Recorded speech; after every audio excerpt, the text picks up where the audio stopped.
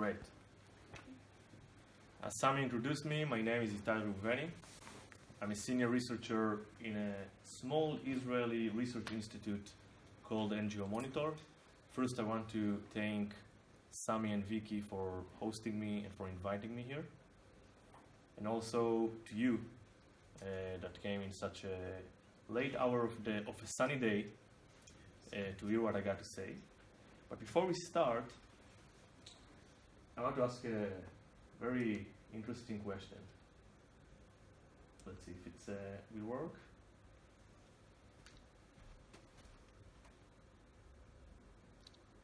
I'll sit there. I think it's stuck. That's okay. I'll just sit there and I'll change it.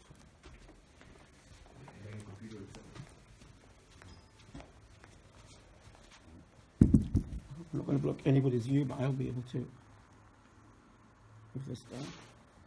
Great. Am I in anybody's way? Okay. Take a good look on those three cartoons. Is there anyone here that thinks that those cartoons are not anti-Semitic? And don't be shy. It's a democratic country. Okay. Is there anyone can guess who published those cartoons? Come on, guess. You can just throw words. What is it? Hamas, PLO, Iran. Islamic Jihad. I reckon the first one is. I reckon the first one is from the 40s in Iraq with the Germans. Okay. These cartoons were published by a human rights NGO, non-governmental organization, that stationed that located in the Palestinian Authority. But who can tell me where it got its money from? EU. Okay. The EU is so specifically, Badil, this human rights NGO that published those cartoons, received lately $251,000 from 4 governments that are friendly to the state of Israel. Ladies and gentlemen, there is only one country in the world that is experiencing a well-funded and coordinated campaign against it, the state of Israel. And today, the main actors, the main players behind this campaign are civil society NGOs that claim to promote human rights, but instead using the word human rights in order to promote hatred, not to promote any solution. Like Sami promised, I will speak about NGO Monitor and what we do. We are small, 24 people from different backgrounds. The organization exists more or less 14 years in different forms. And we are the only place in the world, that researching human rights NGOs from a critical point of view. Not the Israeli government, and not the American government, and not any other NGO, any other research institute exists in order to do what we do. We are independent. We are not supported by any governments. It's all donors from all over the world. And we ask very basic questions. How come those organizations that we hear about became so powerful? And why, when it's come to the Israeli-Palestinian conflict, suddenly they becoming so one-sided, biased and political? But the main question is, who is behind all this? Where does the money come from? How is the anti-Israeli industry works? And today, my talk will be split to 3 parts. The first part will be background, to show you how we see the anti-Israeli campaign. The second part, I will demonstrate with examples about United Kingdom, or let's say British government funding to anti-Israeli NGOs. I will also speak very shortly about the Church of Scotland. And the third part, which will be our beginning of the discussion, is the most important part, is what we can do about it. And what we, from our experience in this world of the anti-Israeli campaign, what we can offer you and what I can suggest you to do, and then we can change ideas, hopefully, to find ways to improve your impact in your community or your cities. Let me take you back, before I take you back actually, there is one question that I didn't mention. How come human rights, which belong to everyone, to Israelis, to Palestinians, to Muslims, to Christians, Jews, it doesn't matter. How come it became such a powerful weapon? And I'm going to demonstrate very shortly the two biggest human rights NGOs in the world, two ways that they use the concept of human rights in order to attack Israel. Do you remember the massacre in Aronov synagogue in 2014, I think it was? 2014, yeah. After the massacre, one of the spokespersons of, not a spokesperson, sorry, one of the officials of Human Rights Watch, the biggest human rights NGO in the world, said that the massacre was unlawful. Unlawful, you cross a red light in the street.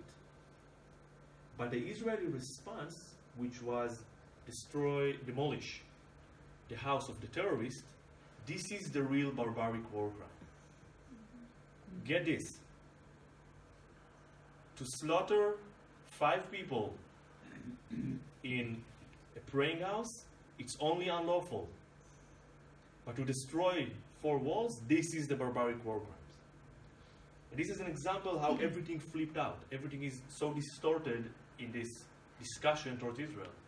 The other example is from the United Kingdom, where Amnesty International, the second largest human rights NGO, decided in his working plan to the next year to not to work on anti-Semitism, not to include the war in anti-Semitism in their working plan.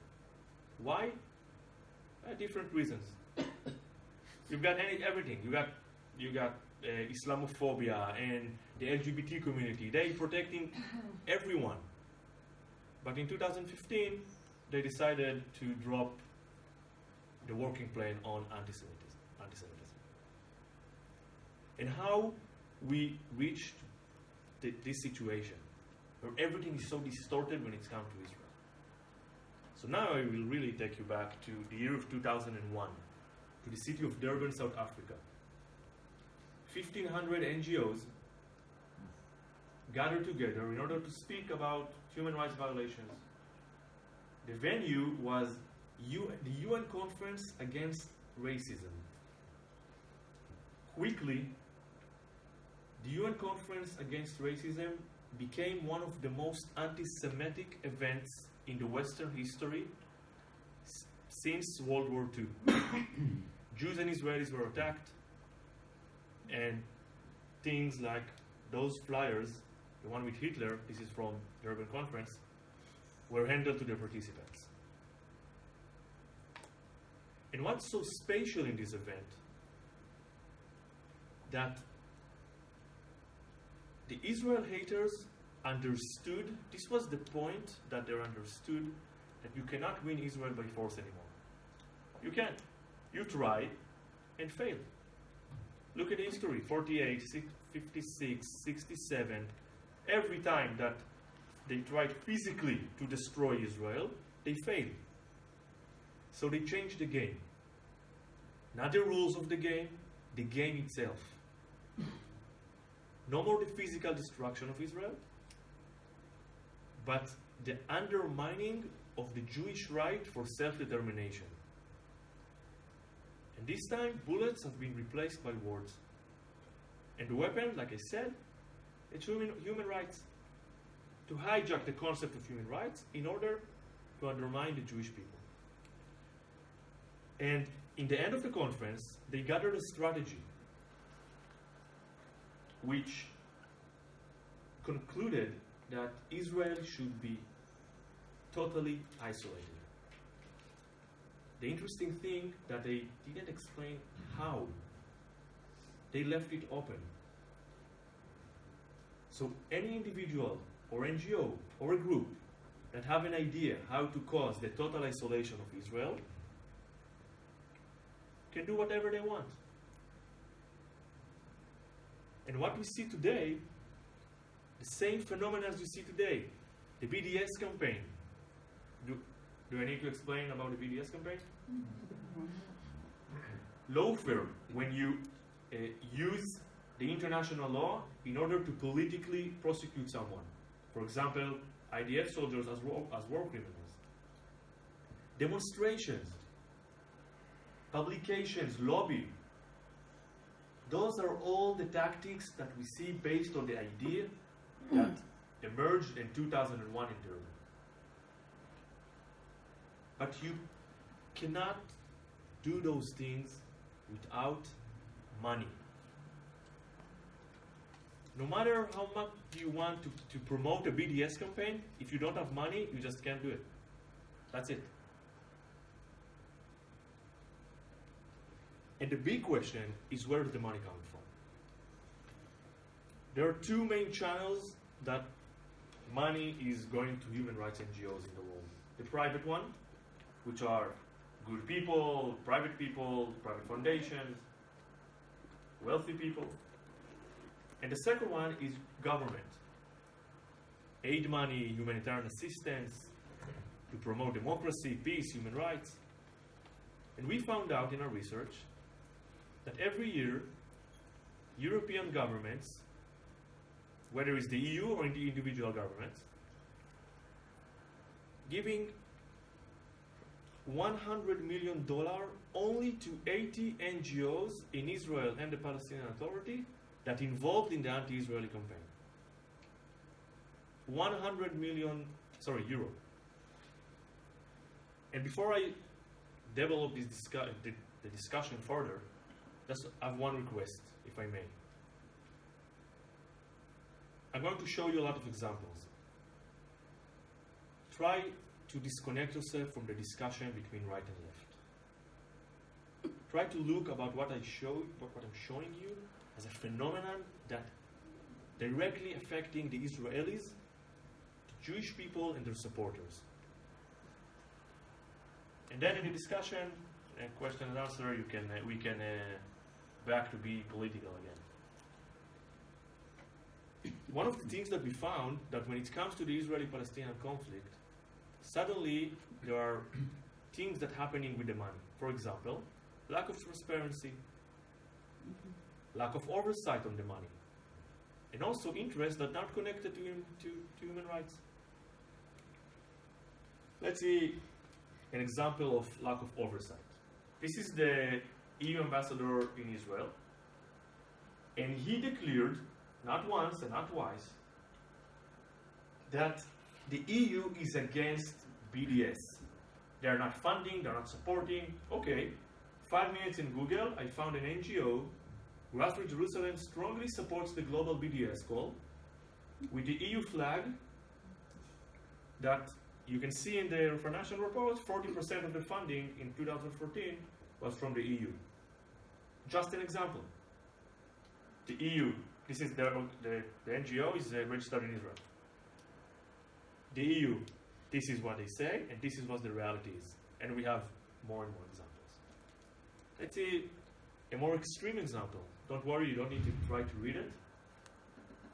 The EU gave 355,000 euros to promote a project named Strengthening the Non-Violent Alternative, which is a good thing. Where in a violent conflict, they want to promote non-violence. Okay. So they chose two NGOs, one Palestinian and the other Israeli. And we, in very quick research, found out that the Palestinian one is also the NGO that coordinating the violent demonstrations in the West Bank.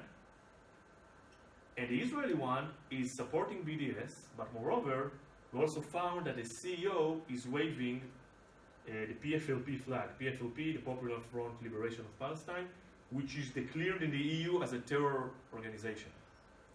So if I sum it up, the EU gave hundreds of thousands euros for non-violent to two violent organizations. This is the story.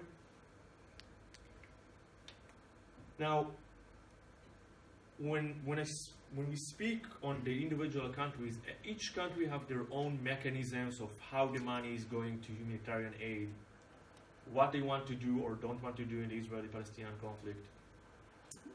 In the United Kingdom, there are two main channels. The first one is DFID, the Department for International Development, which your taxpayer money eventually go to this department. They choosing what they want to do with local NGOs in Israel and the Palestinian Authority. The other channel is money that going from taxpayers that donating or from the DFID to third-party organization, mainly Oxfam Great Britain, Christian Aid, and the Norwegian Refugee Council, and I will explain how the Norwegians are involved in all this. They themselves have their political activity against Israel. They do amazing things all over the world. But when it comes to the Israeli-Palestinian conflict, suddenly everything is political.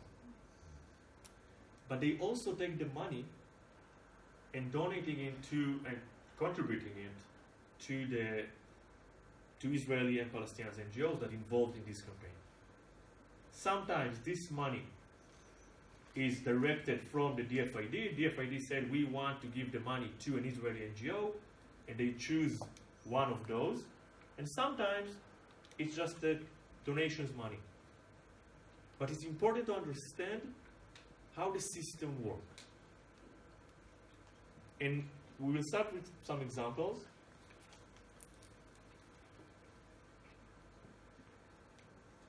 I will just read. The Jews use the blood of Christians in the Jewish Passover. This is the mother of all blood labels. This is the blood label. This was published in a Palestinian NGO website that funded by almost 10 European countries. And unfortunately, until 2015, it got money also from the British government, directly from the British government, 244,000 US dollars.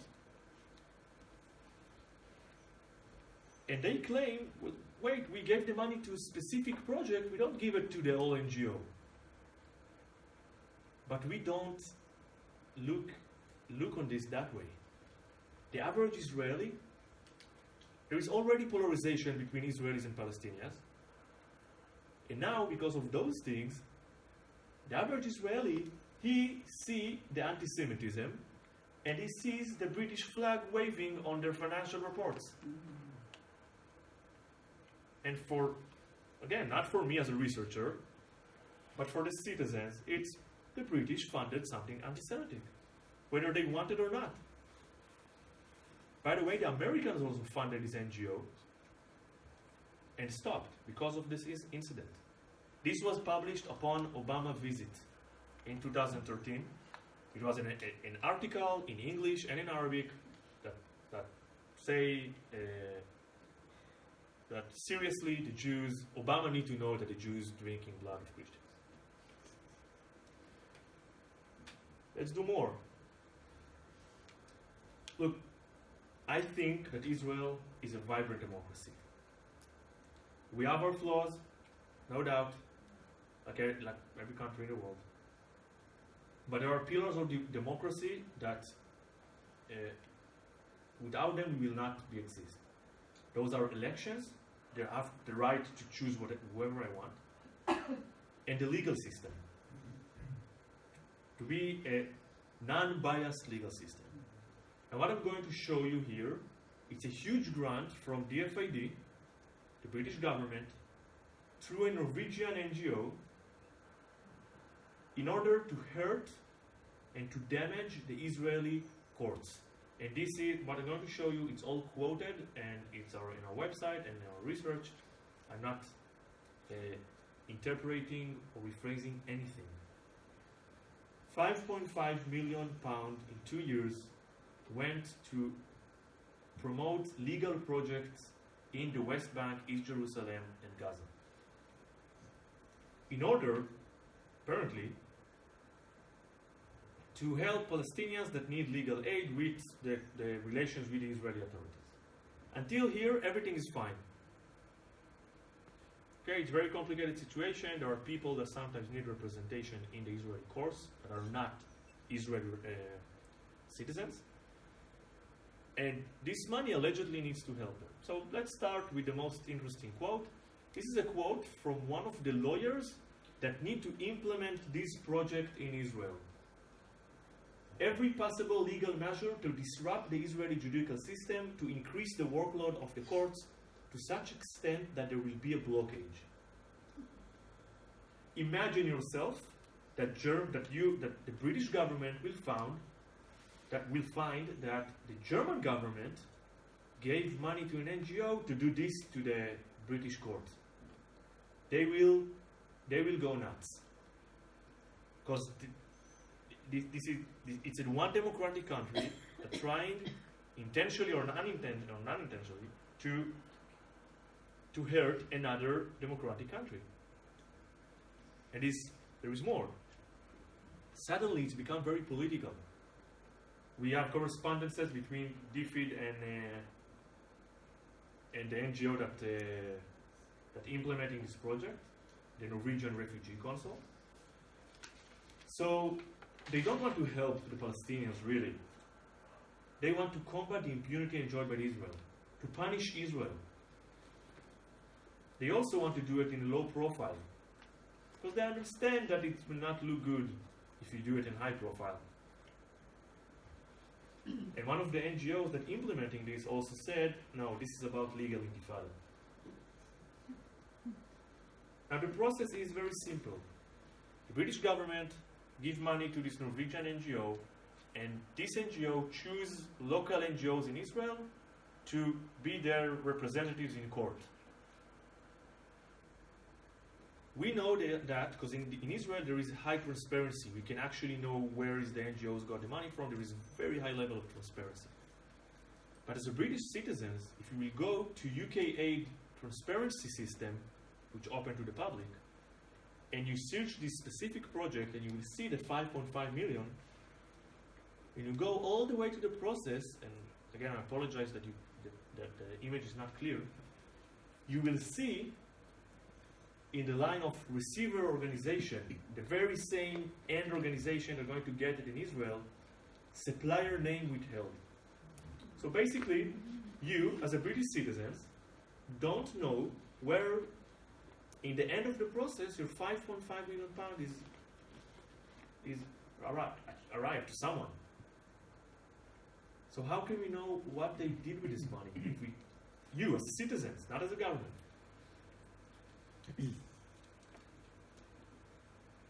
Christian Aid and Oxfam Great Britain. These are two big organizations, world level organizations. And I'm not underestimating their work in other places, which can be good. And again, I want to examine specifically what's got wrong in the matter of Israel. There is an Israeli NGO, very extreme, that called Zuchrot. And they support the right of return of all the Palestinian refugees from 1947 until today. They wrote a very nice document about how to dismantle the state of Israel and to build some new political entity. They also suggested what the Jews that will not be happy, they can go back to Europe. An Israeli NGO headed by Jewish Israelis, very on the fringe of the civil society.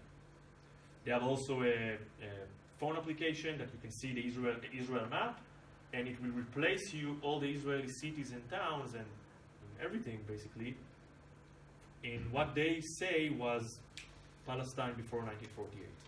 They're very active. Why is such a fringe NGO so active? Because they get a lot of money.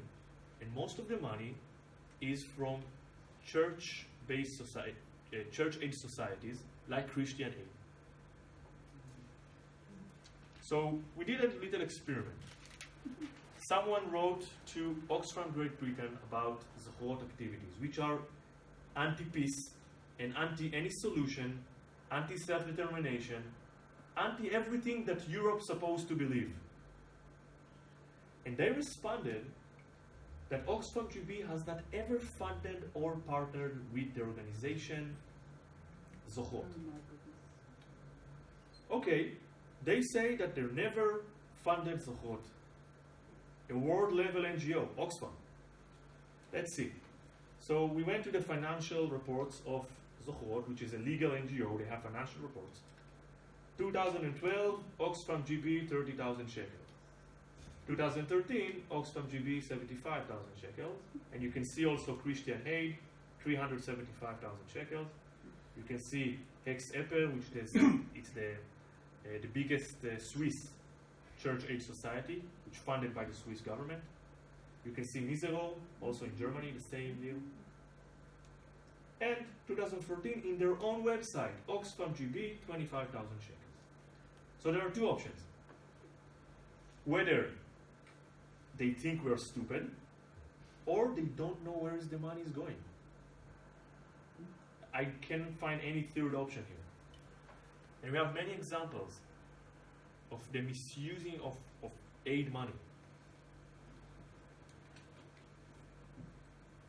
Another example, much more connected to what's happening in 2014 in Gaza, of how NGOs use their money and power in order to be part of this anti-Israeli industry. And don't be mistaken, this is an industry of workplaces, of organizations, of be famous, be heard. In 2014, after Gaza 2014, one of the biggest debates in the media and basically also over the political spectrum is how many Palestinian casualties are terrorists and how many are civilians. You know this debate is always, when Israel attacked, you always this, how is 50-50, 60-40, everyone with his own numbers. The world decided that it's 50-50. So we wanted to understand how come, why, who decided it. So we went to the humanitarian branch of the UN, OCHA, and we saw that they took the numbers, all the media and everyone took the things from the UN, the data from the UN. We checked the UN sources, and we saw that they based on 3 NGOs, 2 Palestinians, 1 Israeli. The 2 Palestinians, all the 3 are funded by European governments, including Christian Aid, Oxfam, all the ones that I mentioned. And so the 2 Palestinians are sitting in Gaza. They're already known as a very anti-Israeli NGOs. And the Israeli one is sitting in Israel, B'Tselem, this is the name of the organization. And they don't have the ability to visit Gaza. Now, whoever was in a battlefield, and unfortunately I'm young, but I've been already in 2, 1.5 wars as a combat soldier. In order to understand what's happened in the aftermath of a battlefield, you need to be there. You need to have the speciality, the patience to understand who was who, what's happened. If you take 10 soldiers after an incident and ask each one what's happened, you will get 10 different stories. And when you will go back to the first one, his second version will be different from the first one. This is how war works. It's confusion. This is how the things work. So they, a couple of months after Gaza 2014, they decided that it's 50-50. So the Israeli one did his research by phone. He just phoned to people in Gaza, which is ridiculous if you ask me. And the Palestinians one just took the number from Hamas Ministry of Health, which Hamas is the same Hamas that declared that they want to show there as many civilians got killed in order to hurt Israel internationally. Now, don't tell me you can't count the numbers, because you can. Because there is another Israeli NGO, a research institute, not us, that for a month counted 70% of the casualties in Gaza, name by name. They checked their Facebook accounts and everything, their family. Amazing research. And their numbers were different. From all the casualties, they counted 70%. And inside the 70%, the relation between terrorists and civilians was not 50-50. It was more 60-65 to 30-35. Sorry, 40-30. And this is another layer. You have this halo of a human rights NGO. You have this money. No one check what you say. Not journalists, not diplomats. Because of course, why a human rights NGO will do bad? It's such a nice word. And I'm sarcastic because this is sarcasm. This is how it looks like when they use this word in order to do a job that is political.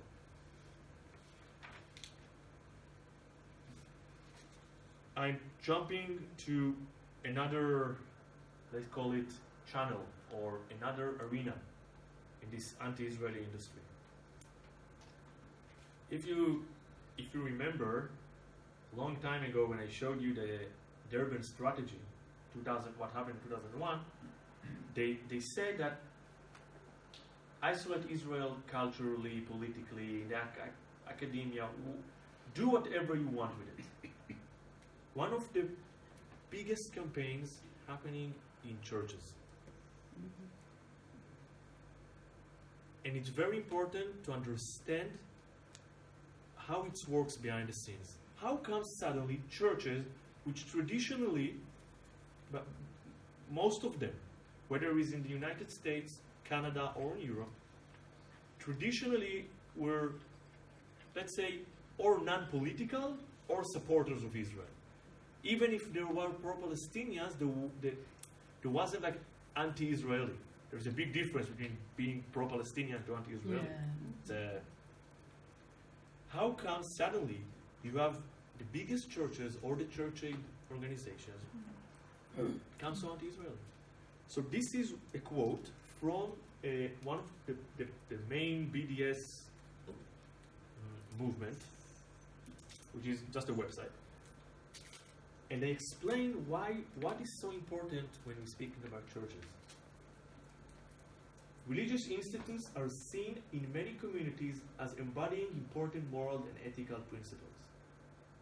Not only will successful divestment campaigns in the churches financially weakening the occupation, but will raise both the public profile and legitimacy of the BDS campaign. This is the strategy. The strategy is to speak via the churches to the public, and the fact that this church can mobilize them to do, for example, divestments. And it's important also to stress that there is a difference between what's happening in the United States, which are more private churches that are not supported by the government, that are huge, like the Quakers and the Presbyterians, and etc., very evangelical. And in Europe, which is both, you have the big streams, the big private churches, and you have also church aid organizations like Christian Aid, or in Ireland you have Droga. In each country you have its own, which are an active organization that get money from the government in a framework of Christianity, and promoting human rights and development all over the world. There is the World Council of Churches. Have you ever heard? Do I need to explain? Yeah. Which gathered around it the most prominent church organizations in the world. The power that they have to mobilize people and affect their opinion is huge. Imagine how much good I can do with this. Let's say, you know what, I want to criticize Israel, not to hate. We can criticize. But I also want to promote peace, and I want to promote solution, and I want that the Palestinians will have a place, and the Jews will have a place, that everyone can live in security. Let's say, as the World Council of Churches, with all this money and power, sure I can do something about it. To promote those positive things, those things to actually do something with it. But it's exactly the opposite. And again, I don't care what they do now. We understood that there is anti-Israeli activities on those churches. We asking why and how come. For example, the Church of Scotland, which I'm sure that everyone knows this incident. Okay, so again, I apologize for the if you cannot read. There is the document that published about the Israeli-Palestinian conflict a few years ago. The first version was, and I'm very careful when I use the word anti-Semitic, but it was anti-Semitic. Just a few quotes. Christians should not be supporting any claims by Jews. Dismisses the belief among some Jewish people that they have the right to the land of Israel. Zionism, in brackets, it's a misuse of the Bible. Look as everything is mixed. Look how they took a political conflict, a very complicated and hard political conflict, and emerged it inside a theological discussion. This is the second version, revised version, which they, after the big condemnation about what they wrote, they just issued a new one without those quotes and other quotes. But this is the source. This is the pure anti-Semitism. Why? And this is also a good argument for you when someone claimed that to be anti-Israeli is not to be anti-Semite. In the Middle Ages, they hated the Jews because it was a religion. It was the Middle Ages. It was the time of the religion. They hated Jews because they were a different religion, as a religion. When the end of 19th century, until the Nazis, they hated us as a national group, as an ethnicity, as a race. And then this discussion went down, and the national and the self-determination discussion all over the world went up after World War II. And now they just hate the Jews as a nation, as a political nation, as someone that wants to speak its own language, someone that wants to have his own culture in a specific place. It's the same hatred, different excuses. So we hate you back then when you were because it was the wrong religion. Then when the science became the main factor in the world, we hate you because your race is wrong. And now, because you have the courage, you have the chutzpah to be a nation. And again, we want to know how come all this mix happened with the churches. One of the things we found, one of the NGOs we found that was very active on this process for years, is called Sabil. It's a very small NGO with a lot of money. And what they did, they took the replacement theology. Do I need to explain? Replacement theology? Okay, there is. I'm not a big expert on theology as a whole, yeah. But there are streams on Christianity that supports some kinds, and if someone can correct me if I'm wrong, so please. Some kinds of theologies that the Christians came to replace the Jews.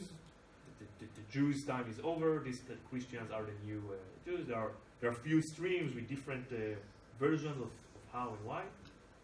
So they took the replacement theology as an idea and mixed it with the Palestinian liberation, language and motives. Did some very interesting mix, and they call it the liberation theology. Now see the quote, see how they mix between what's happening politically in Israel and about the theological discussion. The establishment of Israel was a relapse to the most primitive concept of an exclusive tribal God.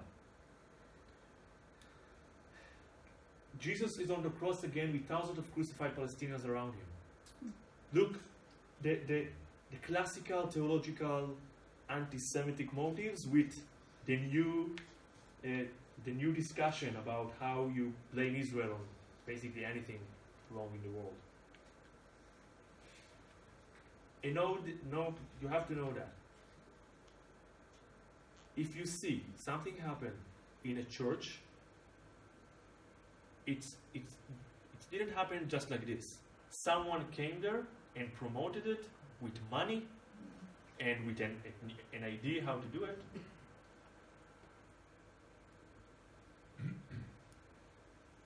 Now, this is the part when the pessimistic part is over. I presented many examples. We have more on only part of the phenomenon, but a very crucial part. What's driving all this anti-Israeli industry? But we claim, as NGO Monitor, that dealing with this very specific niche, and also as an organization that engaging with all other Jewish communities and other organizations and governments and funders, we claim that with a smart strategy that we can win this. And now this is the point. I explain how we as an NGO Monitor do, and then I will explain what we think and what I think you should do in the grassroots level. Again, each individual or NGO or group, according to their needs, to their limits, to their abilities. As NGO Monitor, first of all, we